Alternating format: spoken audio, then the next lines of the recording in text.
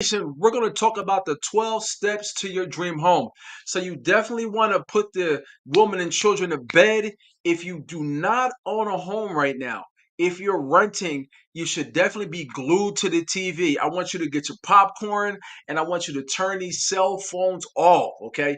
Turn these cell phones off. I want you glued and staying with me this Friday night where we go over the 12 steps to buying your dream home.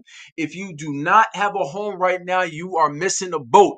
If you ask me, buying a home or owning a home is part of the foundation of generational wealth.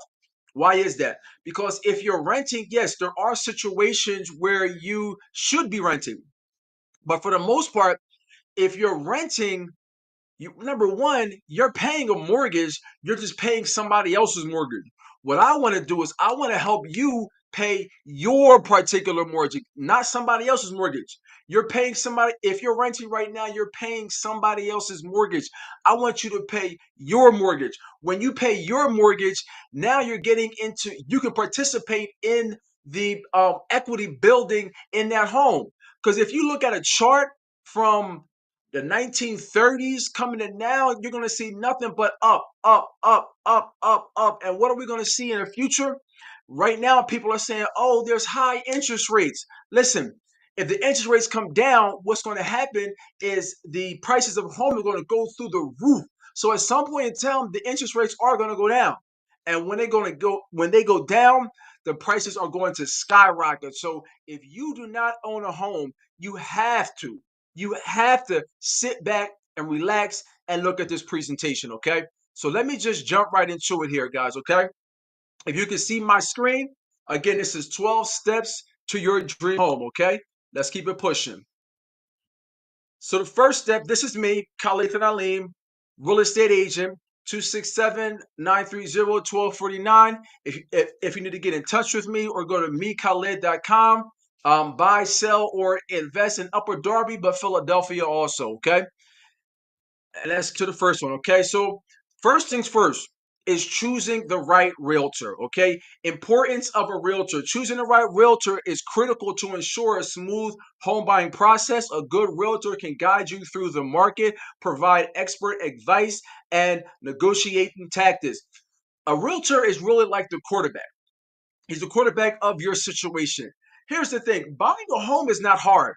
The thing is that you don't do it every day, okay? And there's so many movable parts. You really want to have an expert by your side, somebody that has a fiduciary responsibility. Mess that word up a little bit, but has a fiduciary responsibility to look out for you. But you want to have somebody that's knowledgeable. You want to have somebody that's dependable. You want to have somebody that cares, okay? Um, in your realtor selection, when selecting a realtor, consider factors like expertise, like we talked about, knowledge of the local market. You got to have somebody that knows the local market. There are some realtors, and I fell into this when I first got into the business. When I first got into the business, I had license in Philadelphia, New Jersey, Delaware. But the thing about New Jersey and Delaware, I don't know a whole lot about. Okay, but Philadelphia and Delaware County, I know like the back of my hand. So you want to find somebody that has local knowledge. You also want somebody who has a record of previous successful deals, because a lot of the knowledge in real estate comes from deals in the past. So you've done deals in the past, because again, there's so many moving parts and there's a lot of training out there, but sometimes it doesn't prepare you for what's going on out there in a real estate streets. So you definitely want to have somebody that has previous success in handling. So that's why it may not be the best thing for you to get your sister's son who just graduated from real estate school last week to sell your home. That might not be the best situation, okay? Also, realtor assistance. Your realtor will assist you in every step of the home buying process, from providing you with market insights to presenting potential listings that match your requirements and budget. So, your agent, he's going to look at what your criteria is, and he's going to shoot you different homes based on your criteria. But here's the thing, is that you're the one who's going to be living in that home. Okay. What the agent is there to do is the agent is there to make sure the process goes smoothly, that you don't hit any hiccups, to take care of the number of moving parts within the transaction. But you are the one that's going to be living in the home. So if you're the one that's going to be living in the home, you got to be comfortable in the home, not me, because I'm not going to have to live there. Okay. What I can do is I can definitely tell you, okay, are you paying underpriced for it? Are you paying at the price for it? Are you paying overpriced for it? Okay, what are the things that we need to do to get this particular house? But make no mistakes about it. That particular house you have to live in. Okay. But the realtor is going to make sure that the process goes smoothly. He's going to make sure that he gets everything in line so that you can buy that home. Okay? So the first thing is choosing a realtor. Number two is goes hand in hand is choosing the right lender. So when choosing why is choosing a lender important? It's important because knowing the financials in and out of your home buying journey is just as important as choosing the right home. A good lender can help ensure you choose the mortgage that best fits your needs and budget. Again, the real estate agent is important, but the lender is important also, because a bad lender can kill your deal. A bad lender can kill your deal. It really doesn't matter about the institution, okay? Whether it's this bank or whether it's this mortgage company, what's really the crux of the matter is the lender. Do you have a lender? Because a good lender, a good lender can save you from a lot of heartache, but like I said, a bad lender can kill your deal. Okay, a good lenders come in different shapes and sizes. You have banks, you have credit unions, you have mortgage brokers. Okay, now from my experience, banks, they cost the loan costs less. Okay, it costs less, but mortgage brokers have more flexibility. A lot of times mortgage brokers have more flexibility. So it really depends on your situation and your comfort level. A lot of banks and credit unions are more strict. They're more strict in the people that they'll actually take. So it is kind of a give and take. What I usually do is I have mortgage bankers, I have bankers, I have brokers, I have lender brokers, okay, who they'll take your information and then they'll go shop it along the lines with a bunch of other lenders. All right. So this way you're getting the best rates, you're getting the best programs also. Okay. So what to look for in a lender when comparing? Look for reputable lenders with competitive rates, flexible terms, and a range of mortgage options. Reach out and compare quotes from different lenders to make an informed decision. Not all lenders have the same rates. Not all lenders have the same program. So lenders don't have the same programs and they don't have the same rates. So just going with one lender a lot of times trips people up because they don't know anything, they don't know any better. Okay? So I try not to get my clients bogged down with one particular lender. We want to be flexible because we want the best rates, okay?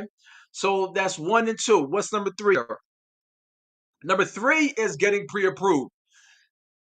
Now, this is very important. This is super duper important. What is a pre-approval? Pre-approval is a lender's written commitment to grant you. Hold on one second, because my throat.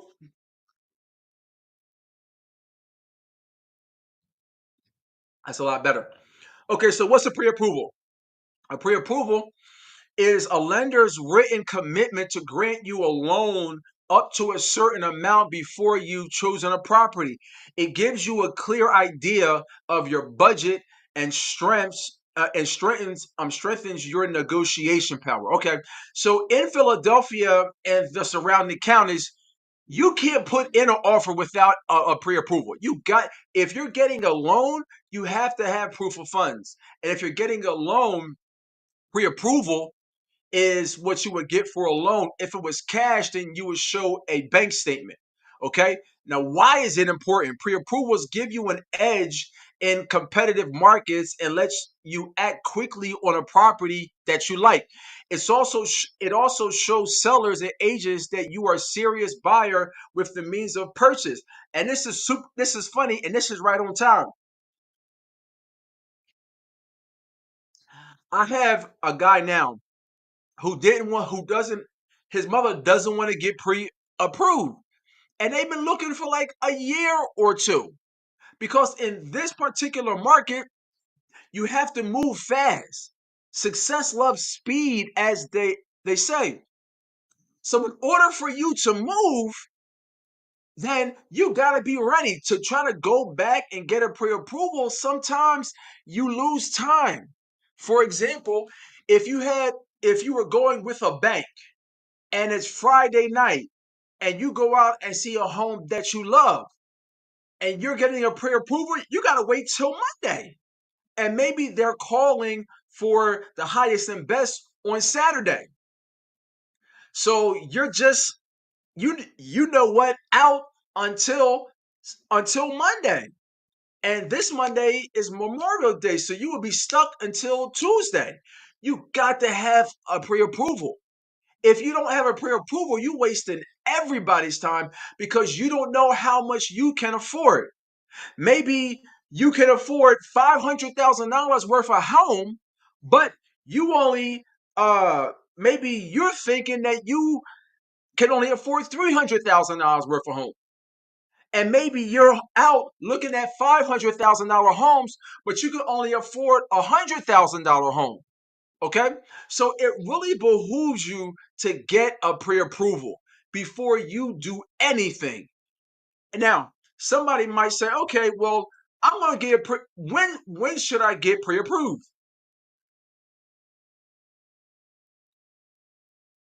And this is a good question.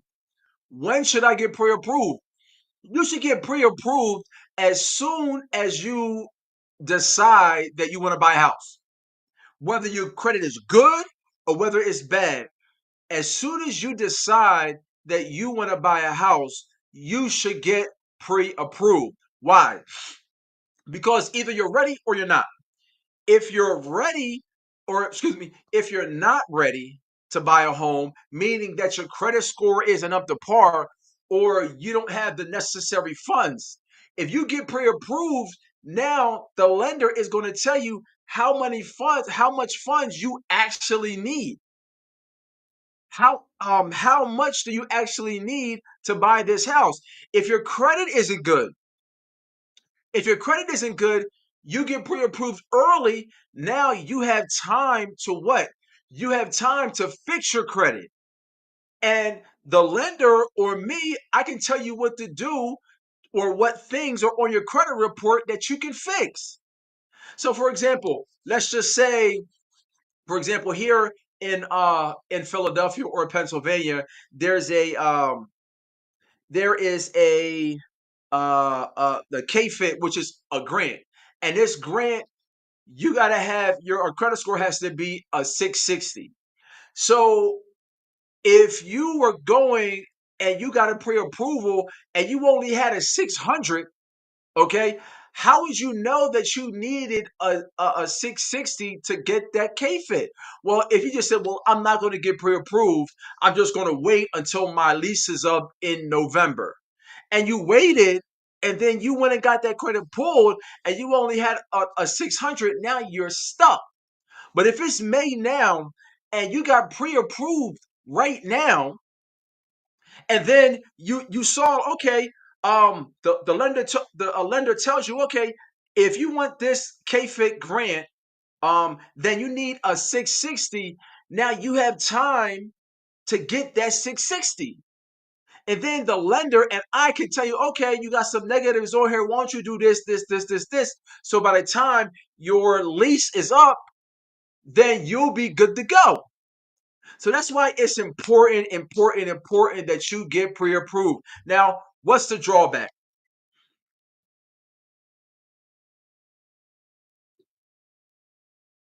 I know certain people will say, well, the drawback is going to be that I get my credit hit.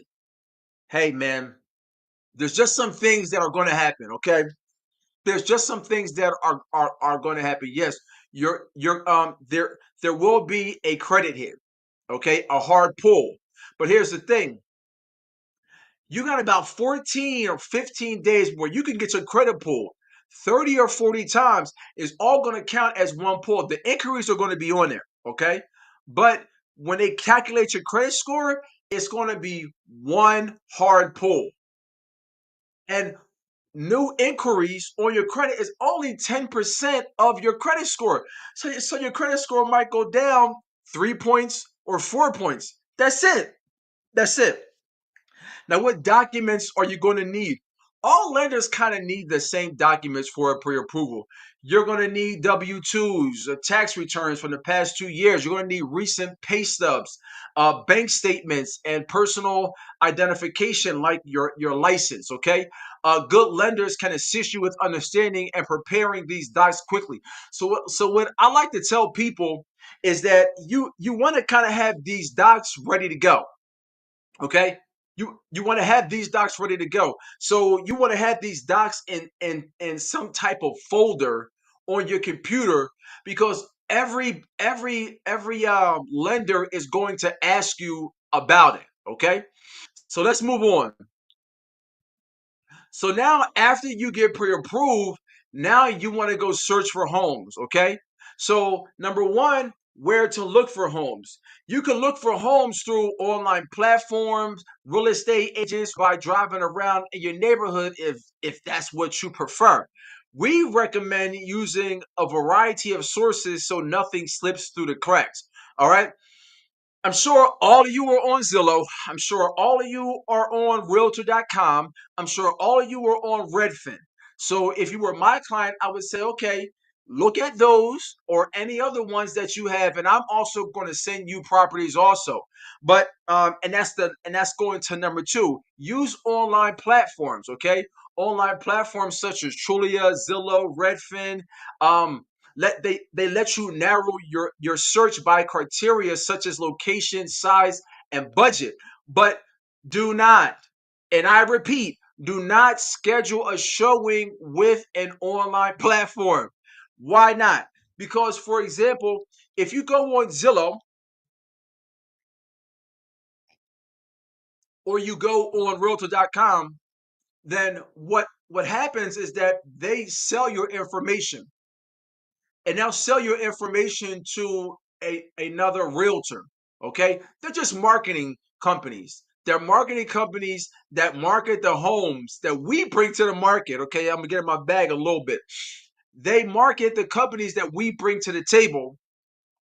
They take the information, and when you say, "Hey, I want to see this home," then I have to pay for that lead. Okay, so don't do that. Whoever your real estate agent is, which should be me, but whoever your real estate agent is, call them for the homes that you see on Zillow, Trulia, and Redfin. Okay, visiting open homes and scheduled viewings. So, open houses and scheduled viewings with your realtor lets you get a feel for the home on the list. This will happen until you feel comfortable with a home just to make an offer.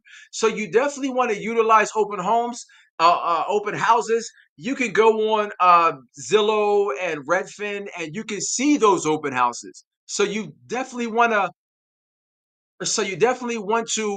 go to those open houses. Now, when you go to those open houses, and you do have a realtor, then you'll tell them, "Hey, I have a realtor," but they'll still let you see the home. So you see the home and see what type of feel you get for it, and that's what happens once you pick a lender. Once you get pre-approved, so you picked a lender. Now you have a framework. Now you have a framework on what to do, and when you go out, you can kind of not be all over the place. You can just say, okay, my criteria is this, and this. So based on that criteria, we'll go and see homes. Now, we'll go in homes, in and out of homes. Now we're going to make an offer, okay? And making an offer means that you've gone in a home and now you love a particular home and you're comfortable with that home. So now that you're comfortable with that home, now it's time to make an offer, okay? So how to make an offer? Your real estate agent can assist you in making an offer. However, you should ensure that your offer letter includes important information like the price, terms, and your contingencies. So when you make an offer, that offer, it does not lock you into the purchase. I want to say that because a lot of first time home buyers think that. A lot of first time home buyers think, okay, once I put this offer in, if they accept, now I'm locked in. That's not the situation. And we'll talk about that a little bit later down the line, okay? So, what's included in your offer? Your offer should include the purchase price, the earnest money deposit, and I'll explain what these are really shortly. Contingencies, closing dates, and possession dates that work for you. Additionally, it should be accompanied by a pre-approval from your lender. Okay, so let's break out a couple of these. What's the purchase price? How is the purchase price? Um, how do we come up with the purchase price? Well, that really depends. That really depends on the situation because there are some times where you can come in lower, but there is something called a bidding war where you may have to go above and beyond what that particular price is. It just all depends on the situation. There's also an earnest money deposit. With the earnest money deposit, that's money that you're putting down as a down payment. So, for example, if you put an offer in on a property, now your down payment might be $1,000 or it may be $2,000. If it's let's just say it's $1,000 for right now. For argument's sake, let's just say that it's $1,000. All right, this is money that you'll have to put down within maybe like 4 or 5 days of the offer being accepted. Now, this isn't a bonus, okay? This isn't a bonus to the seller, it's a down payment. So it's a down payment meaning what? It's a down payment meaning that when you go to closing, you'll be credited back that $1,000. Okay, so that's the earnest money deposit. Now there's contingencies within the property in the contract. What do contingencies mean?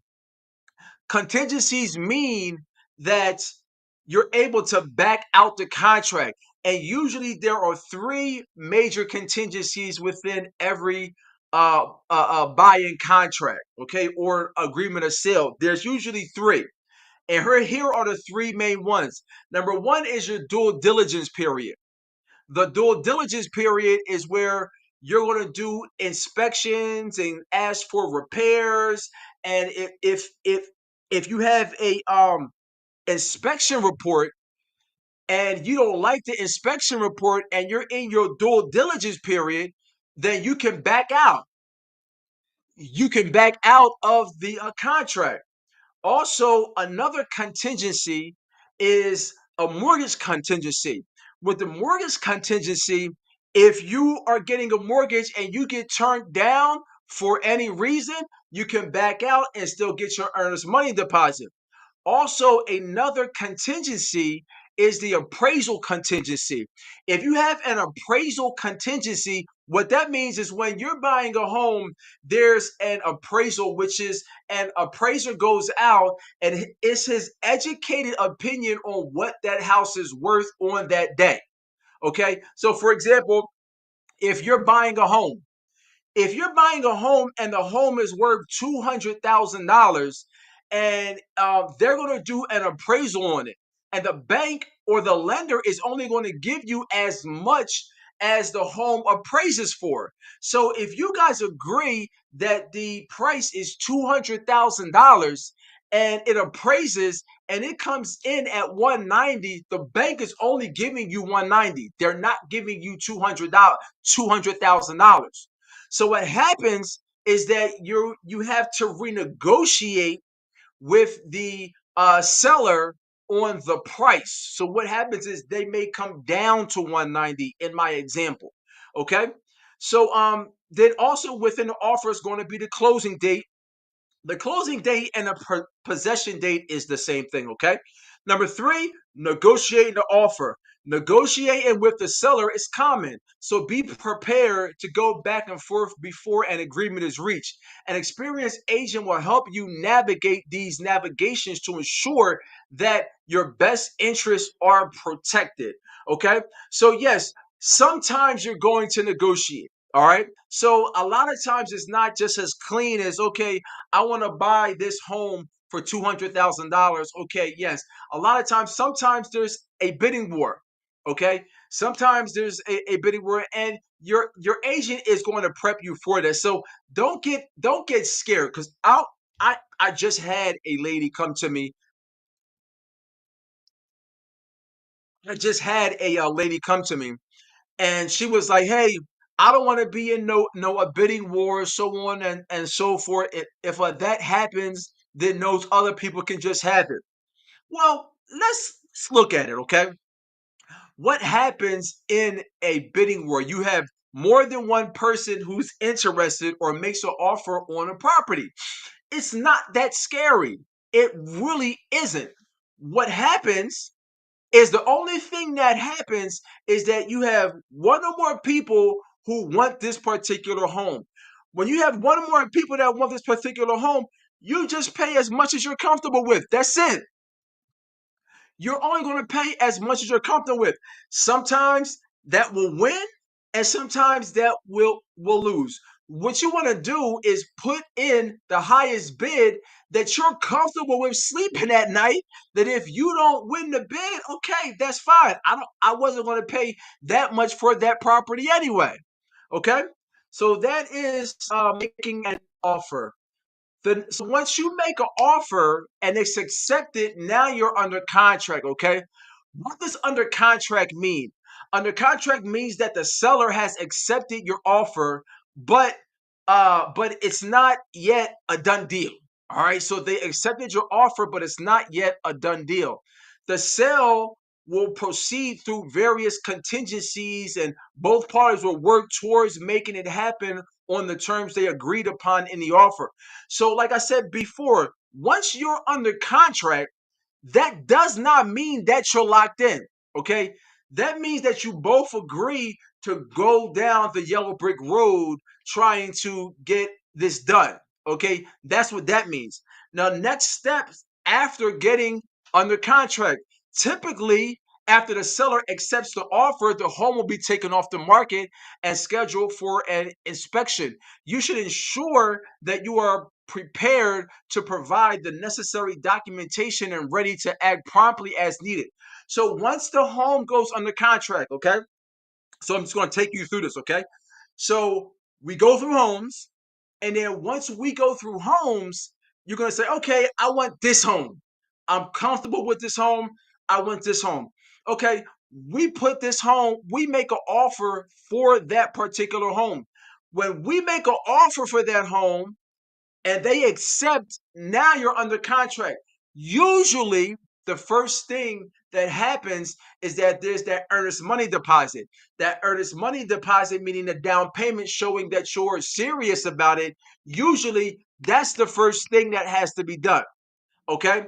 What's the second thing? The second thing is inspections. You got to have, not, you don't have to have, okay? But I usually tell people you need to get an inspector there. What's an inspection?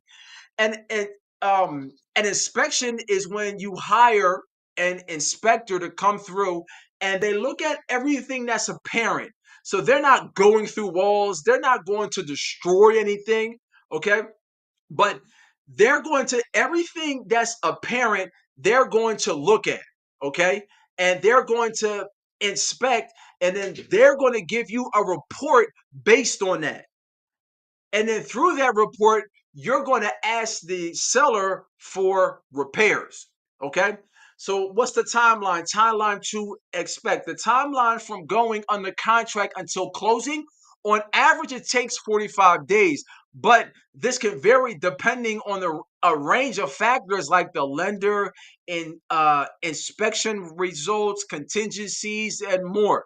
So how long from the time you put an offer in till you're holding the keys? It's from 30 to 45 days. It's from 30 to 45 days, okay? It could be quicker than that. It could be longer than that. But on average, it's 30 to 45 days, okay? Now let's talk about the earnest money deposit. What is the earnest money deposit? Earnest money deposit usually the it usually will say EMD. Okay, it's the cash deposit provided by the buyer to the seller after going under contract as the first step of showing that they are committed to the sale. Okay, the more the better. The more it shows how more serious you are. Okay, or it shows you it shows a level of serious. So if I'm the seller's agent and I have two offers and one has an earnest money deposit of $1,000 and the other has an earnest money of $10,000, then just by that it's going to make that $10,000 stronger. Okay, now there could be other things in the contract that makes the $1,000 stronger. For example, maybe the $1,000 doesn't have any inspections on it. Okay, but it really depends. Okay, now how much should you deposit? There is no fixed amount for an earnest money deposit, but it's usually between 1% to 3% of the purchase price of the home, and it can vary based on factors like local customs and the home price. So what does that mean? That means, for example, for a home that costs $100,000, that earnest money deposit is probably going to be 1,000 to 500 to $1,000. Versus if that home is a $500,000 house, then that earnest money deposit should be like $10,000, $9 or $10,000. But again, in real estate, everything is negotiable. Okay, everything is negotiable. Now, where does that money go? With the earnest money deposit, or the EMD, is typically held in an escrow account while the purchase contract conditions are being fulfilled. Once the sale goes through, is credited towards the final sales price, so it's not an extra cost. So who holds the EMD? A lot of times the seller's brokerage will hold the EMD. Okay, that's where it usually goes, but sometimes it goes to the title company also. The title company acts as the quarterback in the transaction, okay? But usually, sometimes it will be held by the title company, okay? So let's keep it. Next is inspections, all right? Now, I like this part. I like this part because this takes a load off for my buyers, because my buyers or their mother or their father, they don't have to be the inspector. You're going to hire an inspector to come through. And that inspector, as I mentioned, that inspector is going to give you a report. Now, should you be, well, let me read this first, okay? There's different types of inspections. Inspections vary from standard to immaculate, and they're optional. They're optional depending on the state or region. However, we recommend obtaining a comprehensive inspection to ensure no underlying issues that could lead to problems down the line. And inspections are soft calls. Okay, what that means is that when you're calculating your closing costs, inspections aren't in there. Inspections usually run from like $400 to $500 for a home inspection. In Philadelphia, we usually get 3 inspections. There are more inspections, but in Philadelphia, we usually get 3. You usually get the home inspection. You also usually get the termite inspection, and then you also usually get the you also get the radon inspection also, okay? Why are inspections important? With the inspection, you'll know exactly what you're getting into before signing on a dotted line. Adequate inspections let you address any issues with the property before finalizing the sale, putting your interest first. Once you buy the home, that's it. Once you get the keys, that's it. Now, I don't mean to make it sound absolute, but for the most part, it is absolute. Once you get those keys, it's usually a wrap. Okay. As far as you going back to the seller and, hey, what about this? Hey, what about that? So that's why you really want to be careful. Now, here's the thing about inspection. When you get an inspection, we're in Philadelphia, so mostly all of these homes are old. Even if they're renovated, they're still, the framework is still old. I always tell my buyers, if you get an inspection report, it's like a buffet. If you eat everything, you're going to get sick. Okay, you're going to get sick. Don't oh well, I need this done. Don't nitpick it to death. You're really looking for the major things. You're looking for things like there's holes in the roof, or there's leaks in the basement, or there's leaks in the ceiling, or the heating doesn't work, or the foundation is messed up. Major things. Not every little knob and tube or handle. No, not all of those things. Okay, because if you nitpick every little thing, number one, when you look at the inspection report, you're going to think every house in Philadelphia is a lemon. Every inspection report that I've ever been a part of, and I've been through hundreds of transactions, there's a billion things on there. There is a billion and one things on it. Why? Because the inspector has to put all of that stuff on there, because he has to qualify, or he has to, what's the word that I'm looking for? He has to substantiate his findings, because if he didn't give you anything, but then why did you pay him $500? Why did you pay him $500? There wouldn't be any reason for it. Okay. So now, what to do if issues are found? If the inspection finds any issues, you can point them out to the seller and request that they address these issues in the sale agreement. If that's not possible, you can also request a credit towards repairing the deficiencies yourself. So when you do an inspection, you're going to get back a report. With that report, there's going to be things that you want to get fixed.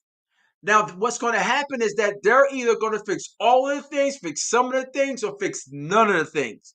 Okay, and based on that, based on the deal, they have the option where they could repair the things that you're asking, or they can give you some type of credit. For example, maybe the roof needs coating, or the roof needs to be fixed, and they may be just done.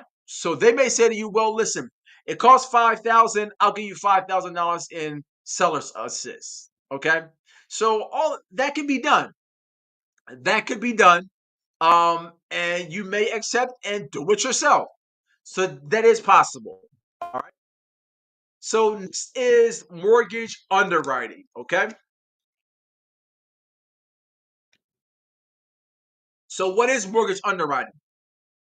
Mortgage underwriting is an evaluation process that ensures that the lender's requirements are met before approving the mortgage. All right. So when you got pre approved, what used to happen with pre-approvals is a lot of them used to just be verbal. So you would get on the phone with the banker or the lender and be like, "Yeah, I make $100,000 a year. I got $30,000 in my bank account. Yada yada yada." Okay. Now most pre-approvals you got to send in financial statements. Okay. So You do that up front. But when you actually get a contract on a house, then what happens? Now you have to send in a lot more paperwork because now they're really seeing if you're financially worthy to get this house. Okay, so steps involved in this process. To approve your credit worthiness, underwriters verify eligibility criteria like your credit score. They verify your credit score, they verify your income, they verify your assets and the purpose of the mortgage and the purpose you wish to purchase and the property you wish to purchase. Okay, because when they gave you the pre-approval, there was no property.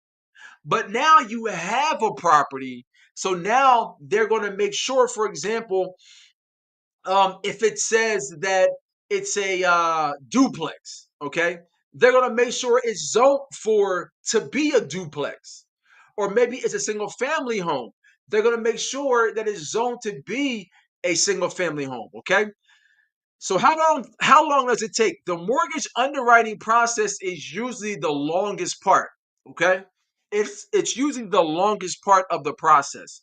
So the typical mortgage underwriting process takes 30 to 45 days, even though a lot of lenders are doing this a lot faster these days. During this time, it's important to maintain clear communication with your lender to ensure there are no surprises towards the end of the process, okay? So here the lender is crossing all they're dotting all they're crossing all their T's and dotting all their I's during this process, okay? So at the end of the process you have the appraisal. So let's talk about the appraisal. What is an appraisal? An appraisal is a professional evaluation of the property's market value by a certified appraiser to ensure that the mortgage loan matches the actual value of the home on a range of factors like the neighborhood market conditions, age, location, condition, and features. This is also a soft cost. So when I talk to people and they're like, yeah, I want to buy a home. And I ask them, hey, how much money do you have? And they're like, well, I don't have any. I want to get involved. I want down payment assistance, or I want to be I want a first time home buyer grant. That's all well and good. That's all well and good. And I've had a number of buyers get money back at the table. That's not a problem, okay? But there are costs like an appraisal, which costs around $500 or $600. There are costs like and the inspector costs that you got to pay from the muscle. You got to pay from the muscle. So you can't wrap these costs in the loan. You got to pay them from your account. So why is an appraisal necessary? It protects you from overpaying for the property and lets your lender know the real market value of the property, ensuring that it's not under or over financed and that the loan is secured by a valuable asset. So the bank is only going to give you as much as it's appraised for. And I had went over this earlier, but if you can agree on a price. If you agree, let's say for $300,000, you can agree on that price. But if it comes in I'm exaggerating here, okay? I've never seen it be this much off, but I'm going to exaggerate here just to make a point. If it comes in at that home's only worth $200,000, then Bank ABC is not going to give you $300,000. They're going to give you $200,000. So now y'all got to find a way, you and the seller got to find a way to make this work. Because what can happen is the seller can say, well, no, my house is worth $300,000. I'm going to put it back on the market. They can do that. Or they can say, well, you know what? Let me come down to 200. They can do that also. Okay. So what if the appraisal comes in low? If the appraisal comes in low, the buyer has a few options. This is what we just talked about, including renegotiating the offer with the seller, borrowing the difference between the seller amount and the appraisal price, or um paying the difference. Okay. So what does that mean? That means that if you have a house that's $300,000 and it comes in at $200,000, if it comes in at $200,000, your closing cost is going to be around $17,000. So let's just say that your closing cost is $18,000. If your closing cost is $18,000 and you still want that home, then you're going to have to pay that $100,000 difference plus that $18,000 difference. Okay, so that's just it usually doesn't happen like that, but hey, it's among the mental possibilities. Okay, next is the final walkthrough. Okay, so you've done everything that you needed to do in this process. Okay, now the final walkthrough. The purpose of the final walkthrough. The final walkthrough is the last chance to inspect the home before closing to ensure that all necessary repairs have been completed and the home is in the condition as agreed upon in the sale agreement. So make sure to note any deficiencies, okay? So when you're walking through, this is your last opportunity because remember at the beginning we did inspections. So if we do inspections, we gotta come back and we ask them to repair. We have to come back and we have to come back and make sure that they did the repair. That's where the final walkthrough comes in, where we're seeing now. Some people might think, oh well, I'm gonna hire the inspector to come back. You can do that. You can you can hire the inspector to come back, but I never recommend that. Why? Because once you know something, for example, you can check if something is leaking or not. At the beginning, you may not know where to look, but now that you know, okay, this sink needs to be fixed, now you know, okay, you can go to yourself and then check to see whether it's still leaking. Okay. Or if they were supposed to fix the siding, you can look and see whether that siding was fixed or not. Plus, I'm going to get them to give you pictures also and invoices to the contractor. So what to check during the walkthrough? During the final walkthrough, you should check all the agreed upon repairs, the requests for updates or replacements have been made, and that the home is clean and in the condition agreed upon with the seller. Okay. What happens after the walkthrough? After the final walkthrough, you can get ready for closing by depositing the remainder of your down payment and associated fees and reviewing closing costs. This way you're ready to be the homeowner. So after we go through that last walkthrough, now we're usually going to closing. And when we go to closing, there are going to be closing costs that you need to bring. Okay. So there's going to be closing costs that you need to bring. So whatever is the difference from that earnest money deposit and what your closing cost is, for example, if you put your earnest money deposit down was $1,000 and your closing cost is $18,000, now you're going to have to bring a check for $17,000 to the closing. Okay. And now let's talk about closing. Okay. What happens during closing? For closing, you'll need to bring your photo ID. You'll also need to bring a bank check for the remaining owed balance and sign various documents such as loan agreements, the deed, and other relevant paperwork. You'll also get the final rundown of the fees and costs. So, what documents will you have to bring? You'll have to bring a valid photo ID, and sometimes you'll have to bring two, just depending on the title company. And you'll also have to bring a bank check. Okay, you can't bring cash, of course, to the closing. You got to bring a bank check. And I've really never seen anybody do money orders either. Okay, but you got to bring a bank check. Okay.